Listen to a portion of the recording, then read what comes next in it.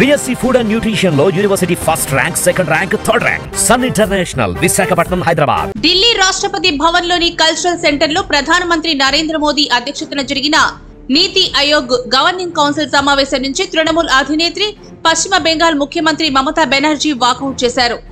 NDA కీలక భాగస్వామిగా ఉన్న బీహార్ సీఎం జేడీయూ అధినేత నితీష్ కుమార్ ఆ సమావేశానికి రాకుండా డిప్యూటీ సీఎంలను పంపించారు.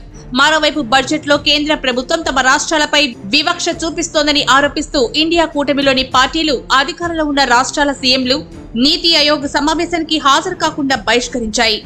అయితే ఇండియా కూటమిలో భాగస్వామ్య పార్టీ అయిన తృణమూల్ కాంగ్రెస్ అధినేత్రి, పశ్చిమ బెంగాల్ ముఖ్యమంత్రి మమతా బెనర్జీ ఈ సమావేశాలకి హాజరయ్యారు. అయితే సమావేశం మధ్యలోనే ఆమె వాకౌట్ చేశారు. వాకౌట్ చేసిన అనంతరం విలేకరులతో మాట్లాడుతూ సమావేశంలో తనకు మాట్లాడే అవకాశం ఇచ్చినట్లే ఇచ్చి మైక్ కట్ చేశారని ఆరోపించారు. తమ రాష్ట్రానికి నిధుల కేటాయింపు గురించి తాను మాట్లాడడం ప్రారంభించగానే తన మైక్ ఆఫ్ చేశారని ఆమె ఆరోపించారు.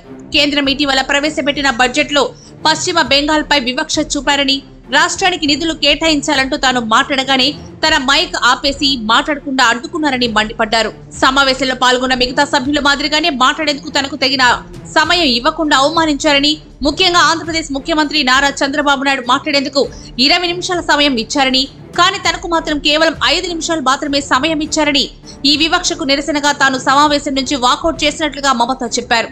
భవిష్యత్తులో ఇంకెప్పుడు తాను నీతి ఆయోగ్ సమావేశానికి హాజరు కానని మమత శపథం చేశారు. అయితే మమతా బెనర్జీ ఆరోపణలను బీజేపీ తీవ్రంగా ఖండించింది. ప్రతిపక్ష పార్టీలకు చెందిన కొందరు నేతలు బాయ్కాట్ చేసేందుకు నీతి ఆయోగ్ సమావేశాన్ని ఒక వేదికగా చేసుకున్నారని పేర్కొంది.